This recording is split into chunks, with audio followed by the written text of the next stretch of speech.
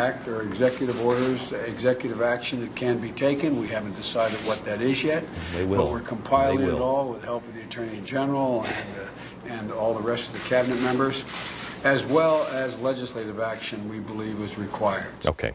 They believe the American people will pull a John Boehner and roll over.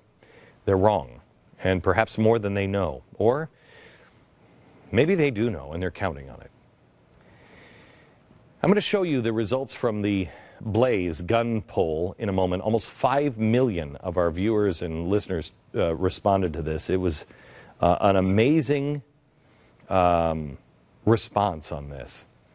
And it makes it very clear, at least in our audience, Americans are not going to give up on the Second Amendment without a fight. And make no mistake, a fight is coming one way or another. The good news is that the chaos in the country is just at this point not strong enough for a hostile takeover. But the bad news is, I should add one word to that sentence, yet. I believe it will be.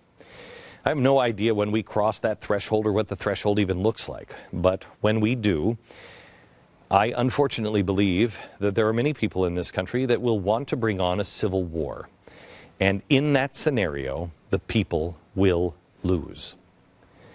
They will convince themselves that they have to protect the Constitution. But in doing so, they will destroy the Constitution. I hope I am more wrong on this than I was on Libya, the banking collapse, the Arab Spring, the Muslim Brotherhood, Iran, or that the president is trying to make Congress irrelevant so he can just do everything through executive order. But that's a pretty good streak. Maybe I'm out of luck. Tonight I want to give you the way I think things are going to shake out here. And this is over a longer period of time than I think any of us realize. First, I think what's going to happen is some sort of a compromise.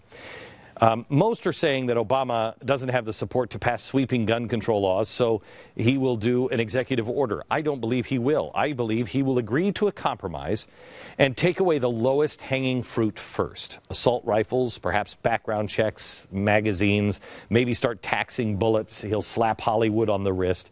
He'll tell the video game industry, you got to add another warning label or something meaningless like that. And then the next thing the president will do is complain. He will complain and complain that it wasn't enough. There's a do-nothing Congress. He'll say the legislation just didn't go far enough. And he did what he could. And gosh, if he could just do more, he would. But we'll follow the lead of Congress, and then he'll take that one step in the right direction, he'll tell you. And then he'll do what progressives always do. Wait. They will wait for the next tragedy, the next tragic event, the next killing, at which time he will act swiftly and decisively, arguing that he can no longer sit around and wait for a do-nothing, bickering Congress to act, only to allow another shooting where innocents die. I believe you've got one more event in you. I don't believe he's going to do this now. This is the rhetoric he's using now, but it's a flashpoint if he does it. But then again, like I said, maybe he wants that flashpoint. But either way, whether that tragic event was Sandy Hook or there's one more in him, he will blame. He will point the fingers at the extreme right, the Tea Party and the NRA. And the government will use it as an excuse to take executive order action. This is where you come in. And you'll have two options.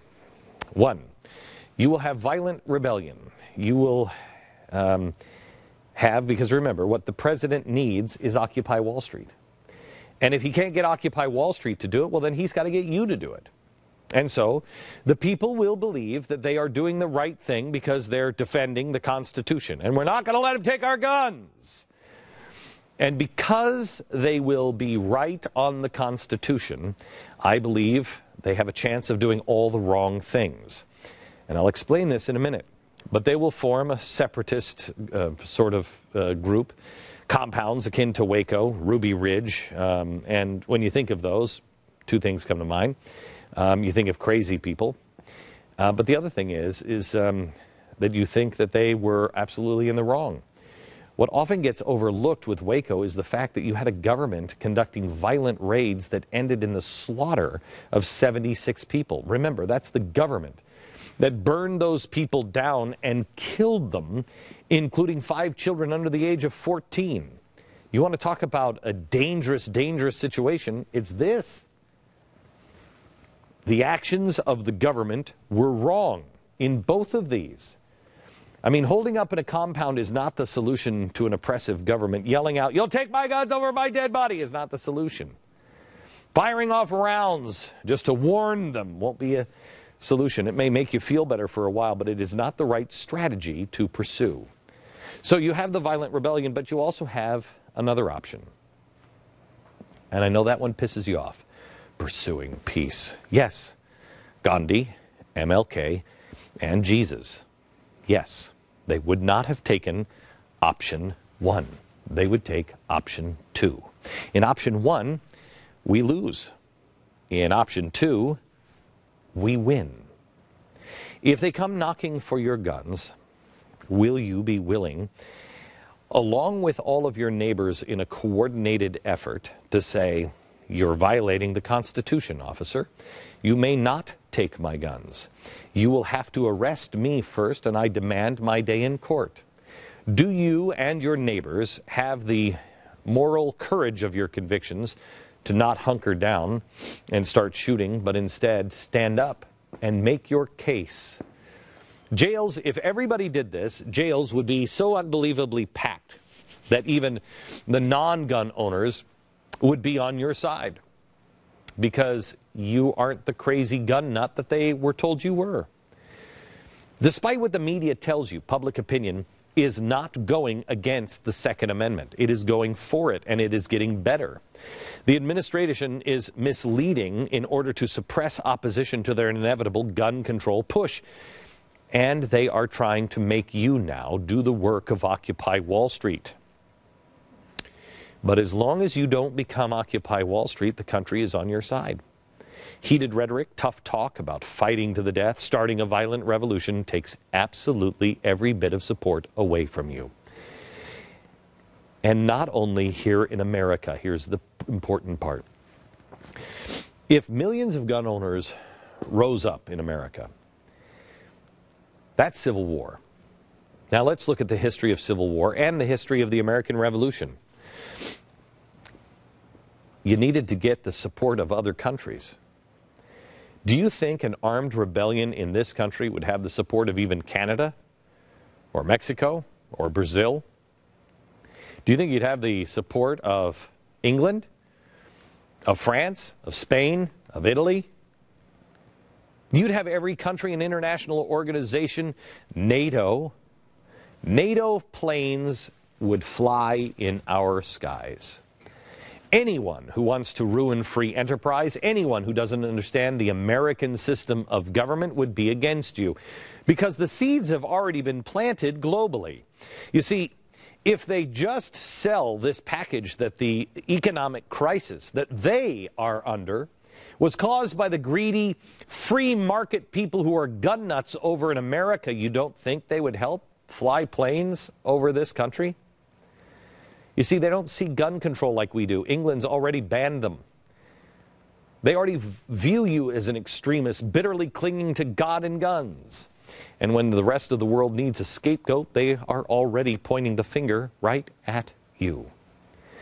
Gandhi, Jesus, Martin Luther King, the only way out. My strongest warning to both the government and you: we are not there yet, but soon entering the times that will try men's souls. How we act and react will chart the course for the future for our children and grandchildren. And you really will make the difference. Pray on this and choose wisely. Glenn Beck started it from day one. They've all done this lunacy about how Obama and Holder are coming after your guns. We're here today to deal with a problem that requires immediate action, urgent action. and the President and I are determined to take action. Our winner, it's about his continuing attempt to disassociate himself and his inflammatory paranoia about an attack on the Second Amendment and infringement of gun rights and the need to take your government back from a duly elected president. I want to make it clear that we are not going to get caught up in the notion unless we can do everything, we're going to do nothing. It's critically important we act. The Beckster doesn't seem to understand his words can have consequences. There are executive orders, executive action that can be taken. We're compiling it all with the help of the Attorney General and all the rest of the cabinet members, as well as legislative action we believe is required.